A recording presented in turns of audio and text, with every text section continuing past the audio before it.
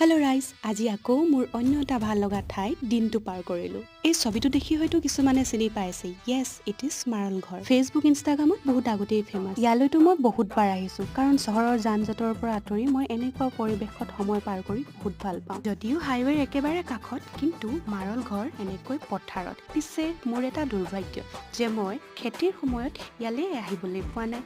ভাবকচোন, পথাৰখন যেতিয়া ধান খেতিৰে সেউজীয়া বা পকা ধানেৰে সোণালী হৈ থাকিব, কেনেকুৱা ভাল লাগিব পাৰে বাৰু পৰিৱেশটো। এই মাটিৰ চৌকাটো যে দেখিলে, আচলতে ইয়াত ধুনীয়া পাকঘৰ এটা সাজি ৰাখিছে তেওঁলোকে। ইচ্ছা কৰিলে বনাইও খাব পাৰে। গোটেই পৰিৱেশবিলাক মই ভিডিঅ'ত দেখুওৱা নাই, কাৰণ লাজ কৰিলোঁ মানুহ থকাৰ কাৰণে। নাজানো আৰু লাজবোৰনো কেতিয়া সামৰি ধুনীয়াকৈ সকলোবিলাক দেখুৱাব পাৰিম। বাৰু সেইবিলাক কথা বাদ দিয়ক, কিন্তু এতিয়া কওক যে মাৰল ঘৰ মানে কি জানেনে? যদিহে জানে কমেণ্ট কৰিবচোন। তেন্তে লগ পাই আছোঁ নেক্সট এটা ভিডিঅ'ত। তেতিয়ালৈ ভালে থাকিব, বাই।